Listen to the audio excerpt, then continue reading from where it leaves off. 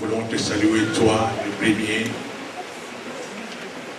toi, l'unique, toi, l'incomparable. Avant de nous saluer, nous te saluons, toi qui t'assis sur le trône. Toi pour qui nous sommes venus. Toi pour qui nous sommes en vie. Toi de qui nous avons la vie. Et toi pour qui nous sommes là, Seigneur. Accepte nos salutations qui viennent tout droit de notre esprit. Et qui s'expriment, Seigneur, par ces paroles que nous faisons parvenir devant toi. Tu es tout pour nous, Seigneur. Il est vrai que le Père a tant aimé le monde. Il t'a donné comme sacrifice, comme offrande pour une vie nouvelle en toi-même. Jésus, nous savons que tu es là. Nous croyons que tu es là. Nous t'honorons pour ta présence. Parce que tu es le Dieu de vérité. Tu as dit là où il y a 2 ou 3 réunions, mon nom, je suis au milieu d'eux. C'est là la parole que nous continuerons à proclamer. Et notre foi est fondée sur cette parole, car c'est la parole de vérité. Nous croyons et nous t'acclamons parce que tu es là. Nous t'acclamons, Jésus. Nous t'acclamons de force. Oh, c'est nous t'acclamons parce que tu le mérites. Tu mérites les acclamations de ton Père. C'est notre louange, c'est avec nos mains. Tu nous as donné les 10 doigts pour que nous puissions t'acclamer. Sois honoré ce matin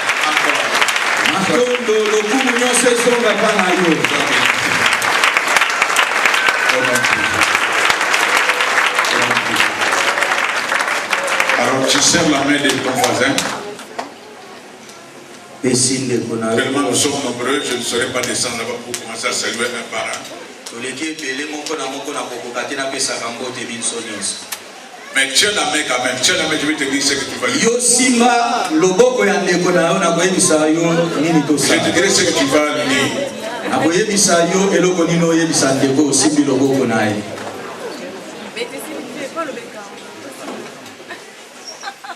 Et je le regarde en face. Dis-lui,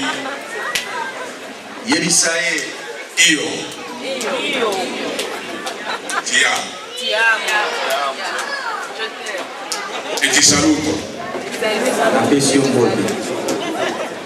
Vous voyez que vous parlez l'italien. Vous voyez que vous comprenez l'italien. Moi je t'aime et je te salue. Amen. Ce sont mes salutations. Alléluia.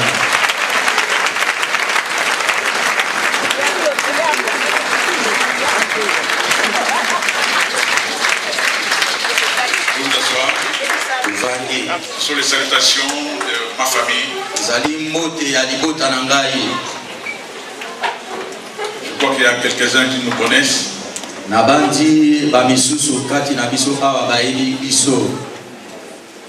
Ce qui est le plus important, c'est que nous connaissons Jésus et que nous sommes connus de lui. Alléluia. Nous sommes à Rome, établis à Rome.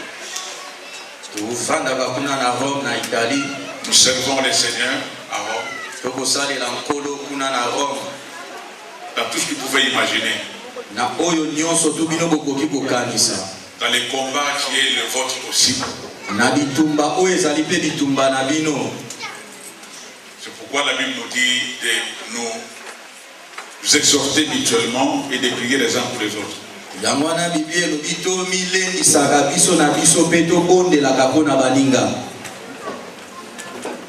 Nous sommes partis là-bas en Italie. Il y a des années passées. Ces enfants que vous avez vus sont nés en Italie à Rome. Ça veut dire que nous sommes partis pour servir l'État.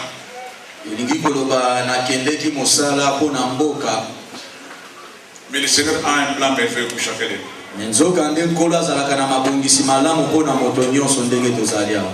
Je ne pouvais pas imaginer un jour que je pouvais m'incliner devant le peuple de Dieu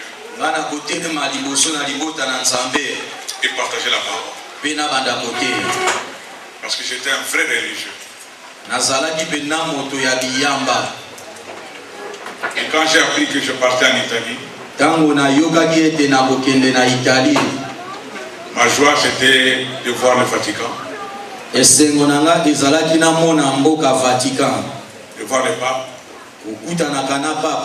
de vivre la religion.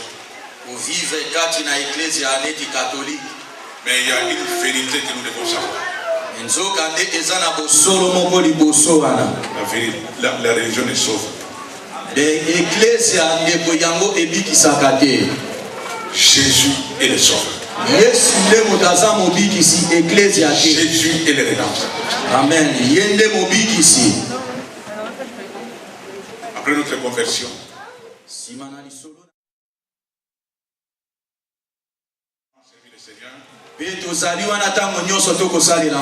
le travail de César a pris fin.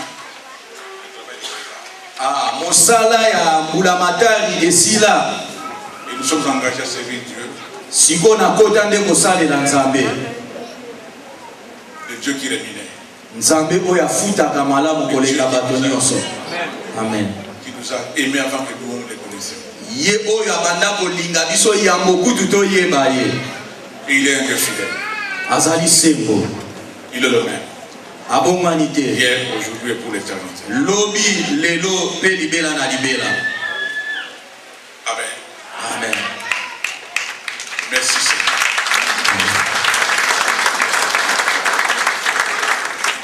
Ce matin, nous avons partagé un message d'encouragement aux bien-aimés.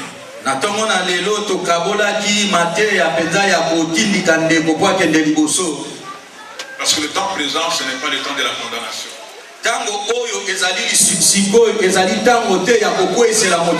Ou alors des messages de jugement. Jésus dit, je ne suis pas venu pour vous juger. Venu pour vous donner. Et ce que je vous donne, c'est moi-même. Celui qui mangera de ce pain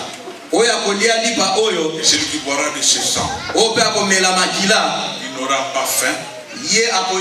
Il n'aura pas soif. Parce que ce message avait transmis la vie d'une femme. Lorsque les apôtres trouvaient en cette femme une prostituée. Mais Jésus voyait en cette femme une évangéliste. Ne fais pas qu'à ce que le monde voit ce que tu es. Fais qu'à ce que Dieu te voit. Ce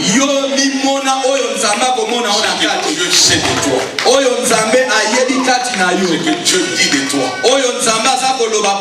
Parce que la parole de Dieu, c'est la toute puissance qui existe. Nous avons dit à l'Assemblée ce matin, nous sommes d'un parlement divin. Qui croit qu'il est un parlementaire de Dieu? Alléluia. Qui croit qu'il est vraiment un parlementaire de Dieu? Il y a beaucoup qui ne comprennent pas encore ce que ça veut dire. Ne doute pas de cette position que tu occupes devant Dieu. La Bible dit clairement, il nous a élus avant la fondation. Bien aimé, tu peux connaître combien de gens sont nés avec toi à la même date.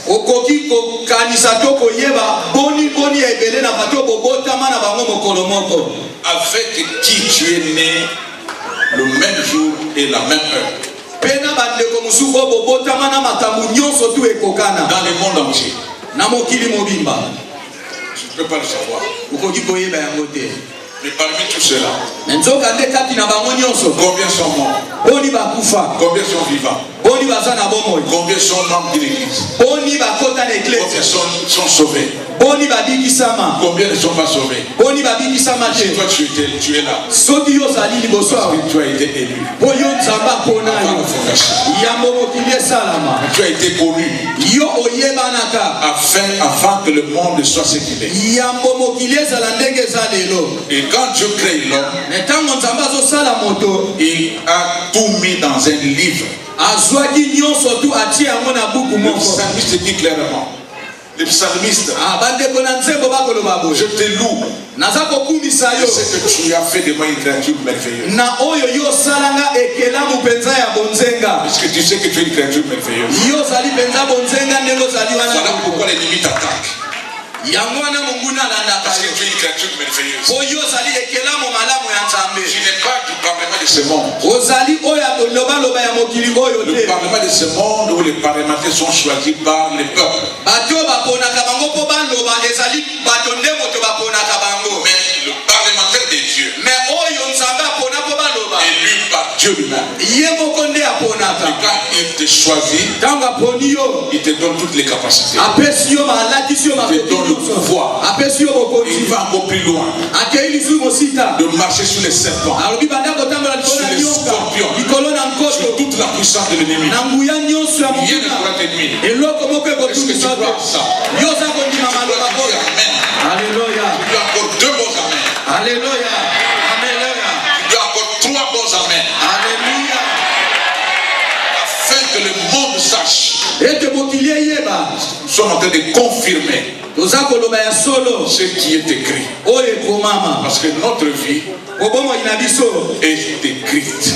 Tout ce qui est écrit nous concerne. Toutes ces promesses ne sont pas pour les animaux. C'est pour nous les élus. C'est pour nous les choisis. C'est pour nous les enfants de Dieu. Vous savez, je me réjouis de la position que j'occupe. C'est une joie pour moi. Non seulement un prédicateur, un enfant de Dieu. Mon papa, c'est le Dieu créateur. Alléluia. Vous voyez la position que j'occupe? C'est la position que toi tu occupes. Sache que tu es connu de Dieu. C'est le mystère de Dieu bien-aimé. Il te connaît par ton nom. Même si tu ne t'as pas encore appelé par ton nom, un jour il va t'appeler par ton nom. J'étais nouvellement converti.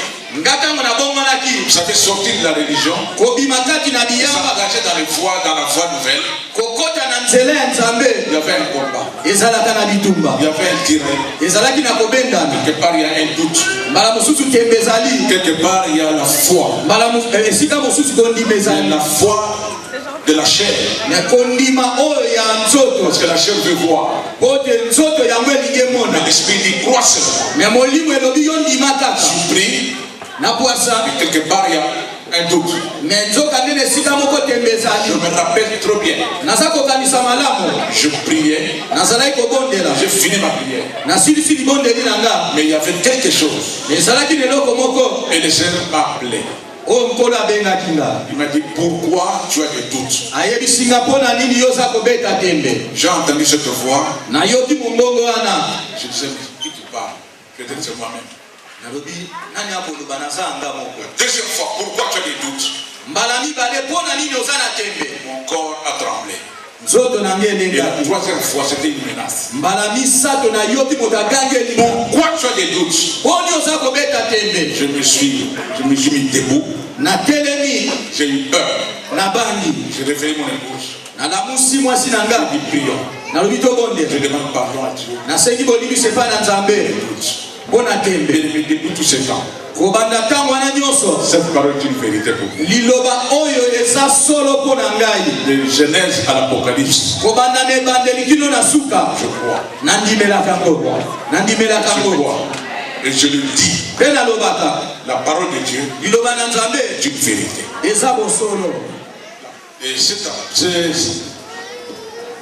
à ce moment précis, j'ai senti encore dans mon cœur de pouvoir partager encore un message dans Jéricho.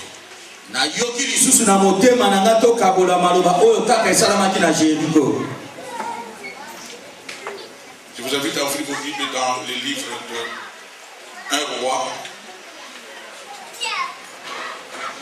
Nous aurons 3 textes à lire. Premièrement, nous lisons Josué chapitre 6, le verset 22 à 27. Nous allons lire également 1 roi 16, 34. Et nous lirons également 2 rois 2, 19 à 2. Et 19 à 20. À 22. Josué 6, 22 à 27. Si quelqu'un peut nous le lire.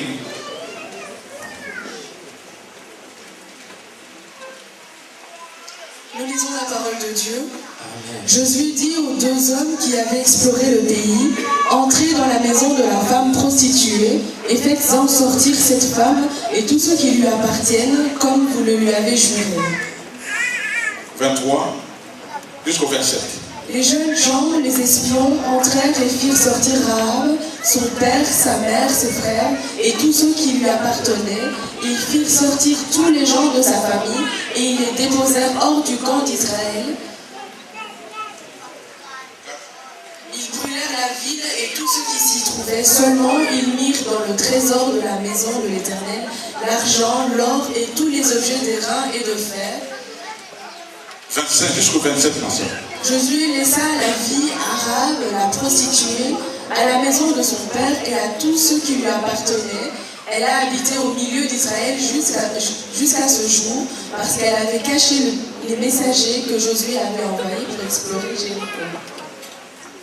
Ce fut alors que Josué jura en disant « Maudit soit devant l'Éternel l'homme qui se lèvera pour rebâtir cette ville de Jéricho. Il en jettera les fondements au prix de son premier-né et il en posera les portes au prix de son plus jeune fils. » L'Éternel fut avec Josué, dont la renommée se répandit dans tout le pays. Amen.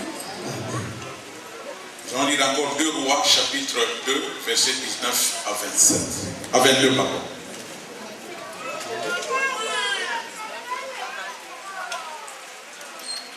Deux rois 19. Non, pardon, 2 rois, chapitre 2, verset 19 à 22. 2 rois 2, 19 à 22.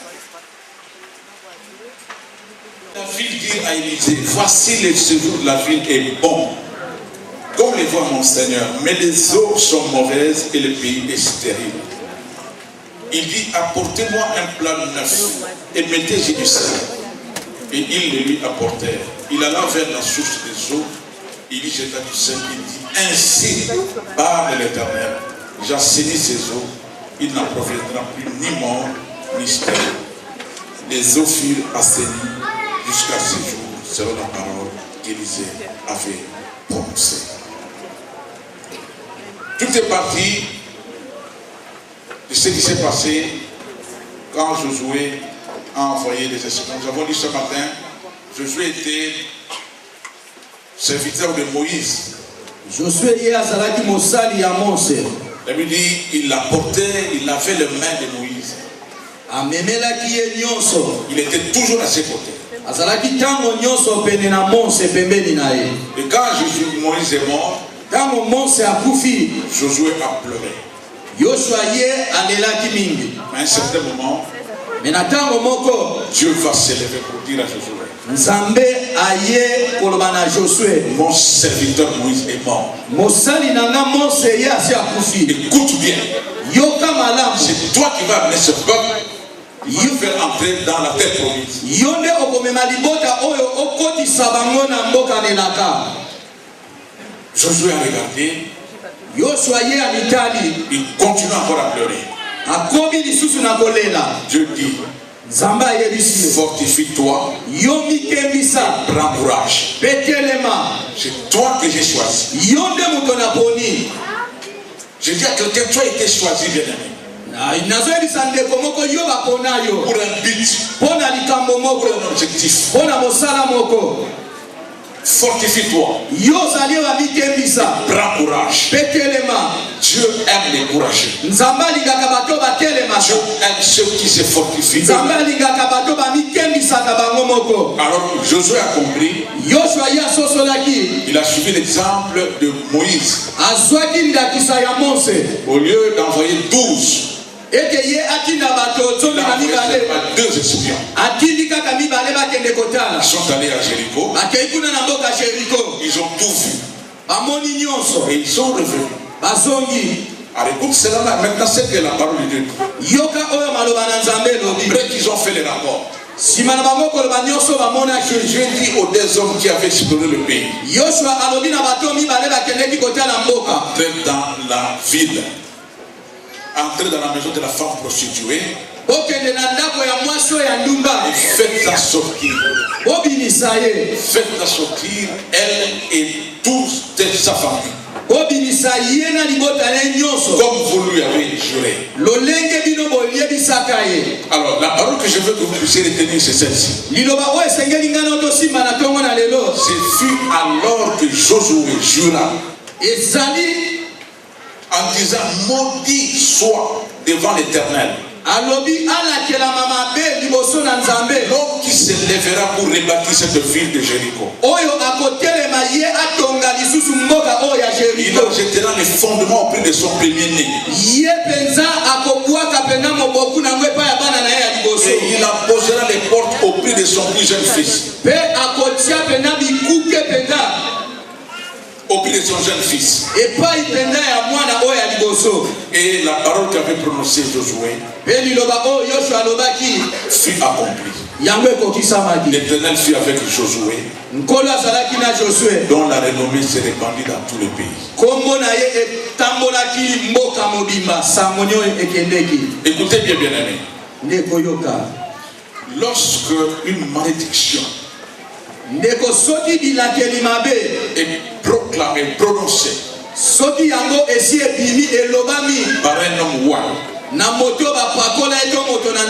avant que cette malédiction soit annulée,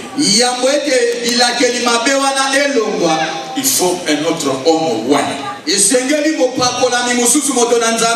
proclamer la parole de Dieu. Alors écoutez dans 1 Roi chapitre 16. 1 Roi 16, nous allons lire ce qui s'est passé. Dans 1 Roi 16 chapitre 16 verset 34, la Bible nous dit, est-ce que nous sommes prêts pour lire? Nous lisons la parole de Dieu. Amen. De son temps, Hiel de Bethel bâtit Jéricho. Il en jeta les fondements au prix d'Abiram, son premier-né. Il en posa les portes au prix de Ségum, son plus jeune fils, selon la parole que l'Éternel avait dite par Josué, fils de Nun. Ce que Josué a fait prédit, c'est accompli. Cet homme Hiel s'est levé et il a eu l'audace de contredire la parole qui a été prononcée par l'homme de Dieu. Bien aimé, je veux que tu saches ceci. La malédiction ne vient seulement pas des ancêtres. La malédiction peut venir de tes propres paroles. Ce que tu fais sortir toi-même. Tant qu'enfant de Dieu, les paroles qui sortent de ta bouche sont des paroles puissantes. Beaucoup se sont maudits eux-mêmes à cause de la parole qui sont sorties de leur propre bouche. Beaucoup des enfants sont maudits par les paroles de leurs parents.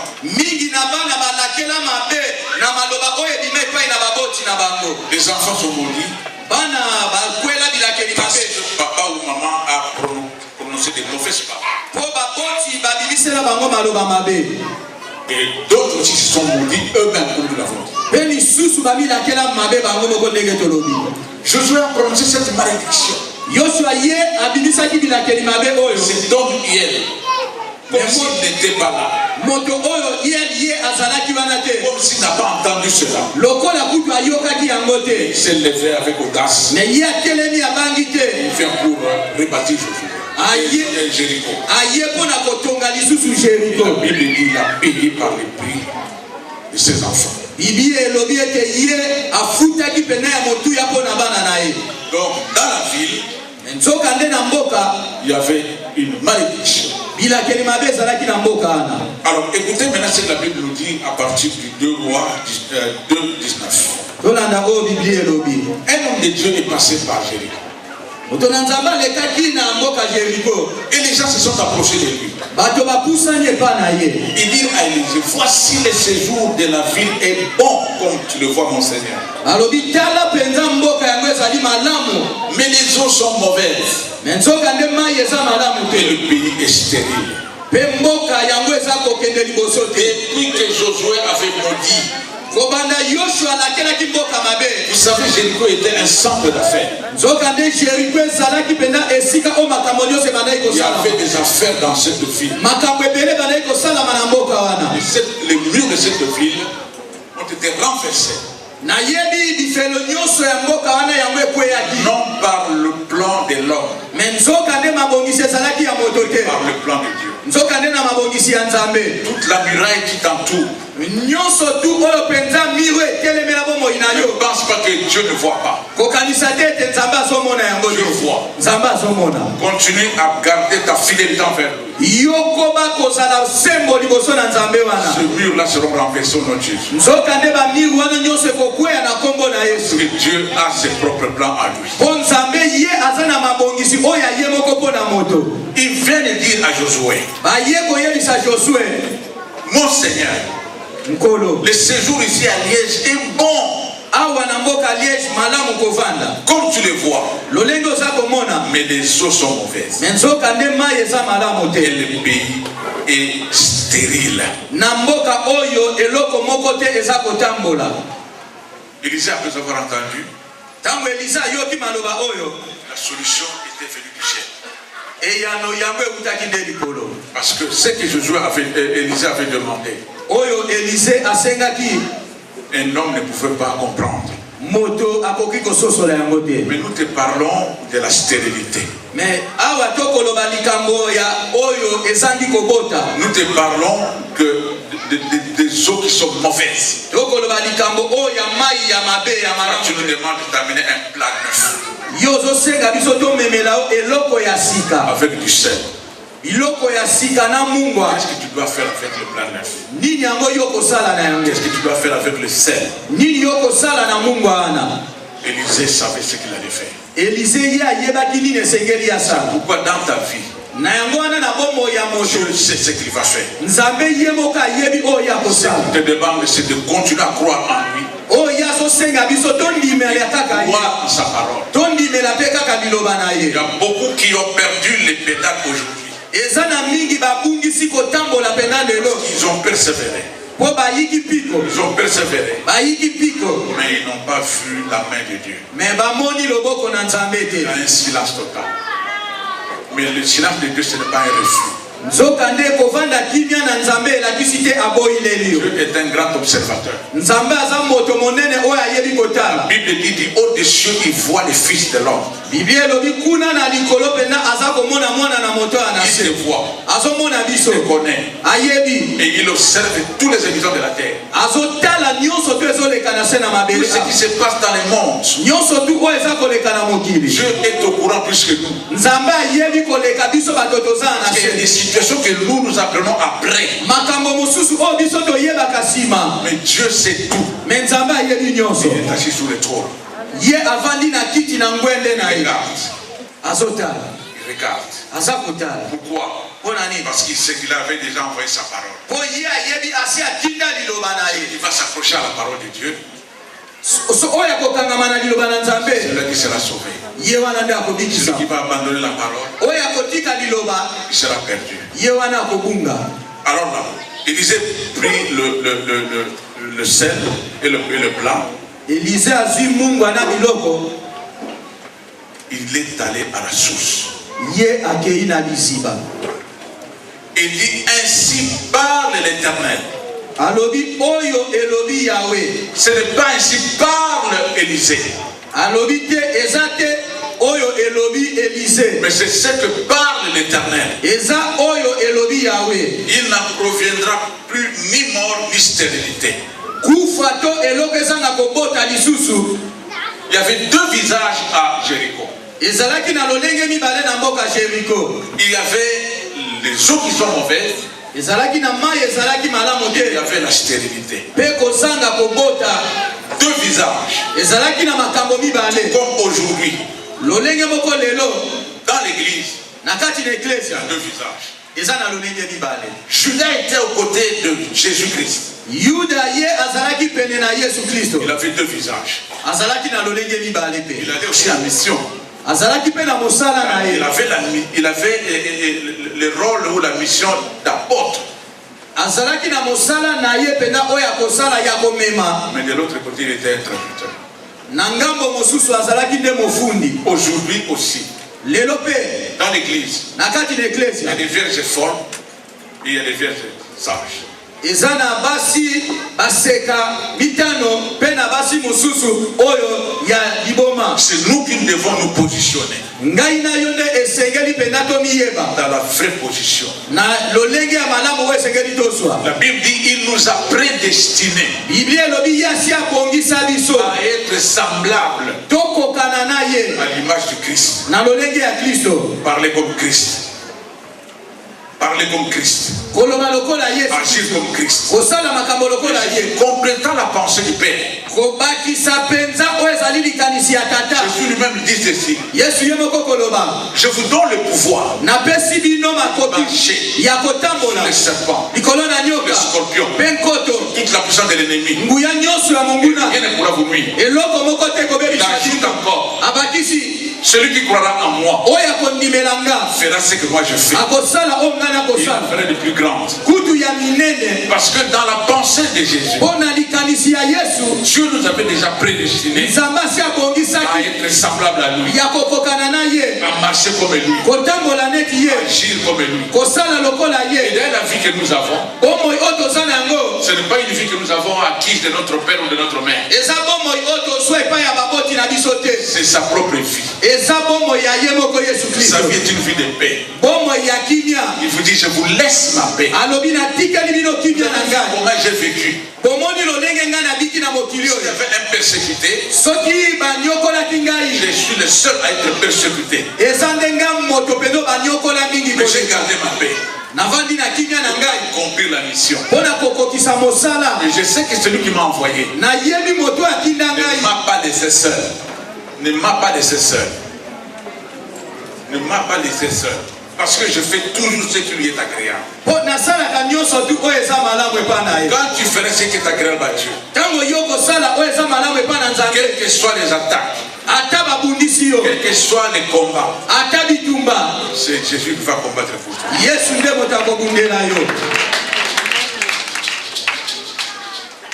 Alors ce matin, Na ntongo na lelo il y a une malédiction qui a été prononcée. eza na bilakeli mabe moko elobama. Ce matin, Na ntongo na lelo il y a une mauvaise parole qui a été proclamée. eza na maloba moko ya mabe ebima. Ce matin, Na ntongo na lelo c'est quelle parole oyebi liloba qui nini est sortie de ta propre bouche? oyo yo moko obimisa. Vous pouvez être à la base Yo moko okoki ozala mokolo na yango d'un blocage, ya makambo ekangama d'un obstacle. ya libaku moko ya monene. Je vous ai dit, ce ne sont pas seulement les ancêtres, Nalobi eza kaka bakoko ce te. ne sont pas seulement les grands-pères ou les grands-mères. Eza kaka bakoko te. Notre propre bouche Eza monoko na biso moko peut te. aussi produire une malédiction. Yango pe koki kobimisa bilakeli mabe. Et ce matin, nous avons une vérité. Na ntongo na lelo toza na bosolo. Ce matin, Na ntongo na lelo nous avons le sel.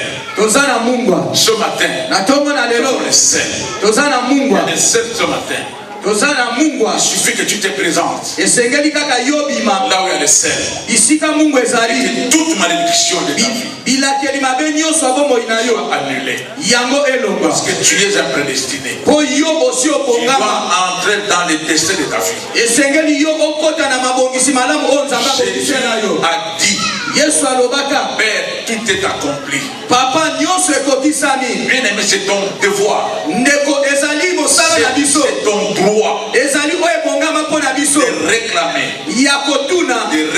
demander. Ce que la parole dit. Ce que la parole déclare. C'est pour toi. Jésus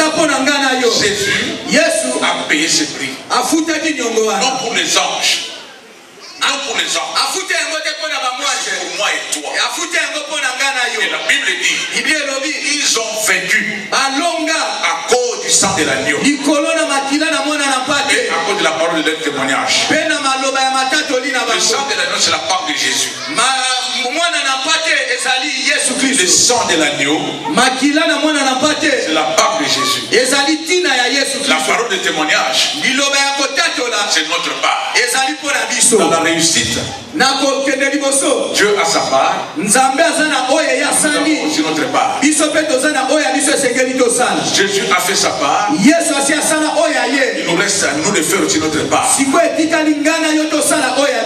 Quand tu ne proclameras pas, le Seigneur aussi ne bougera pas de là où il est. Il y avait un homme de Dieu qui avait des difficultés dans l'église. Il a constaté que rien ne marchait.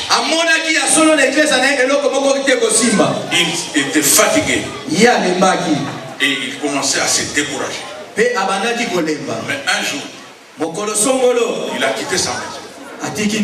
Il est venu au temple. Il s'est mis là à genoux. Il a commencé à prier. Vous savez, il y a des prières de découragement aussi. Tu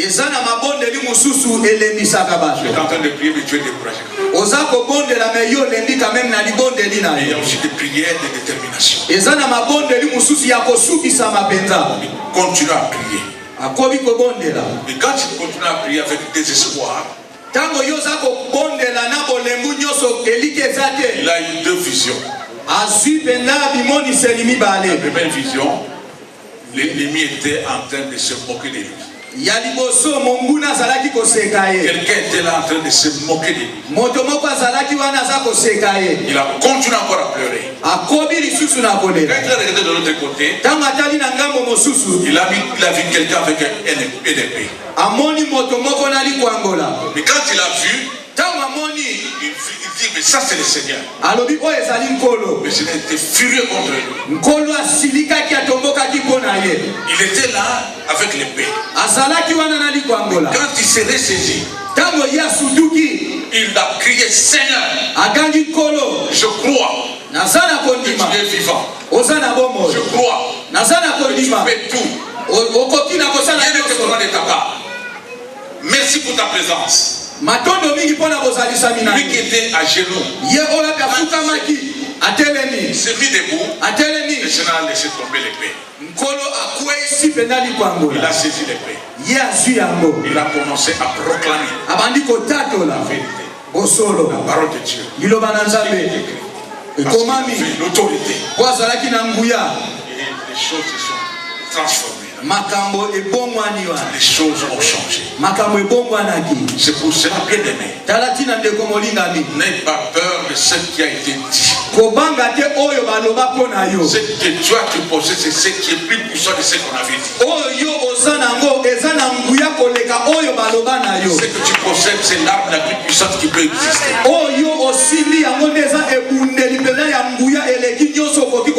Dis toujours à l'église, si nous déposons un revolver ici,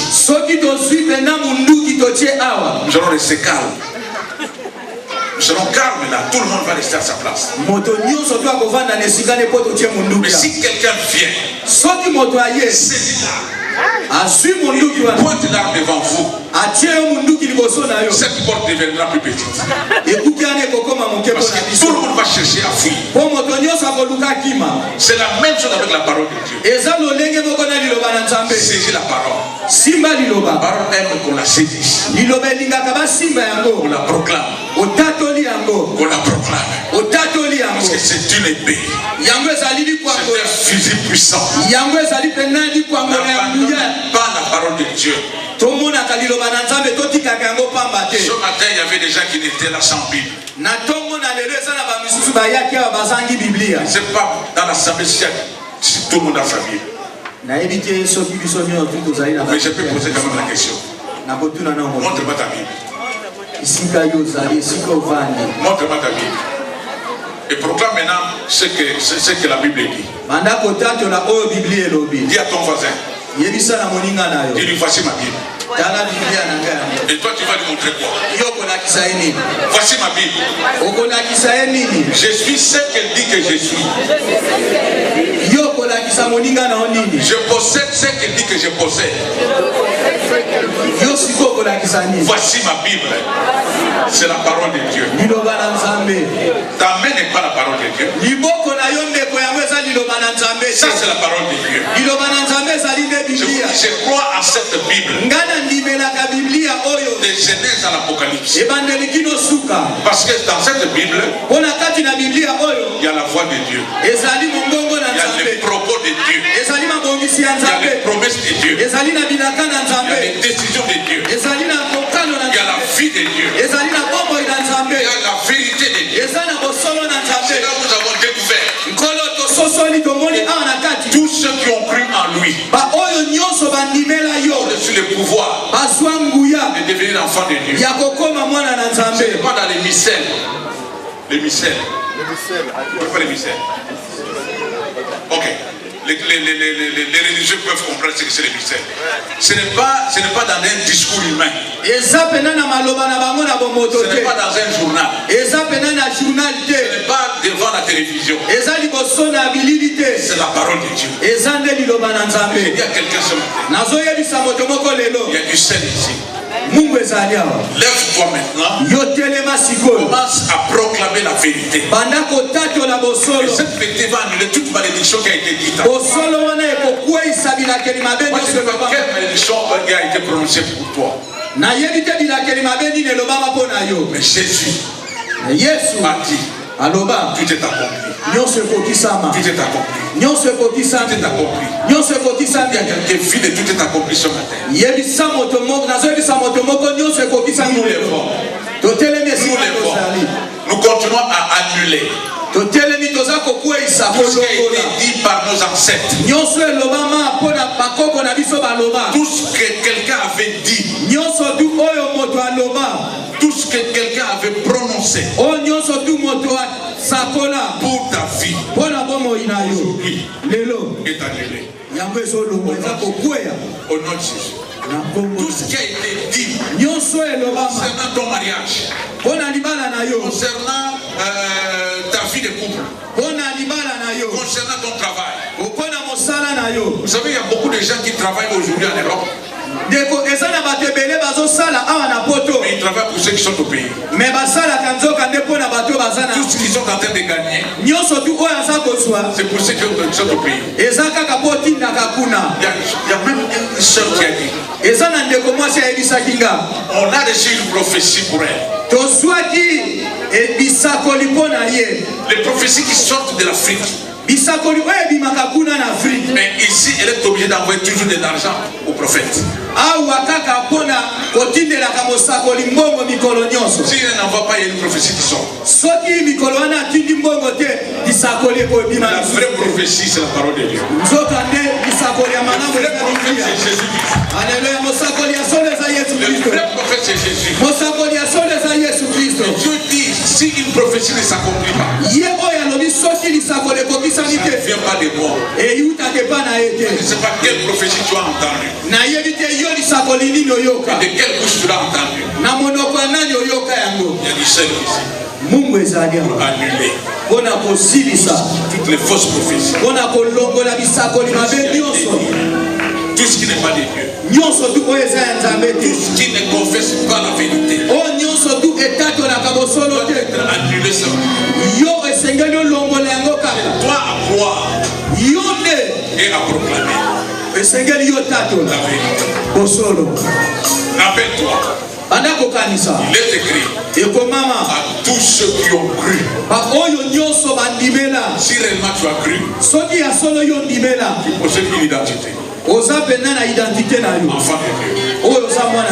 Quand tu es enfant de Dieu, la Bible dit, tout est à nous. Nous sommes à Christ.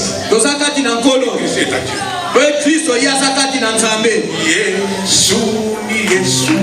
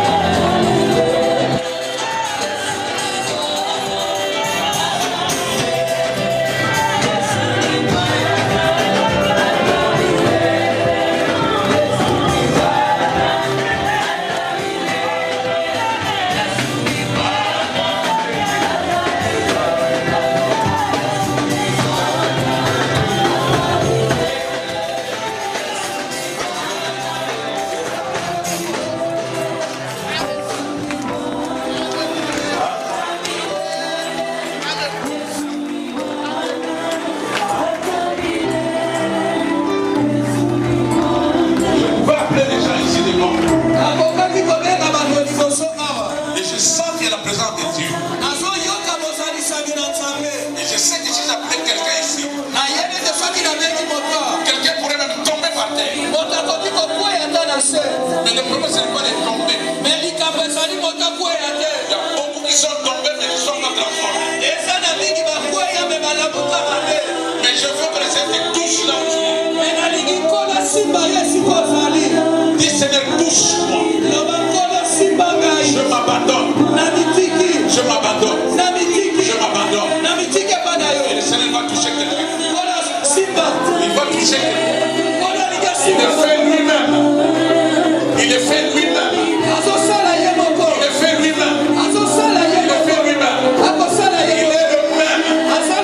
Hier, aujourd'hui, pour l'éternité. Il ne change pas. Il guérit jusqu'aujourd'hui. Parce que c'était acquis. La guérison était acquise. Le Seigneur était acquis. La délivrance acquise. Il n'est pas de proclamer. Refuse de vivre la même situation. Refuse d'être la même personne. Change d'image. Refuse de double visage. Refuse de double visage.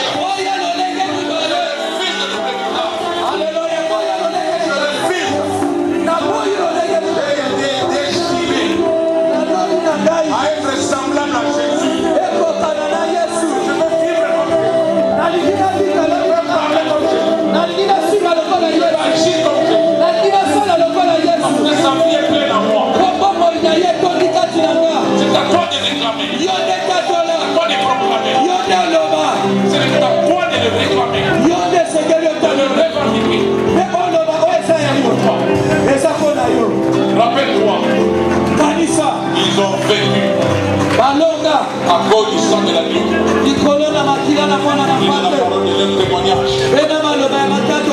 Change ton témoignage aujourd'hui.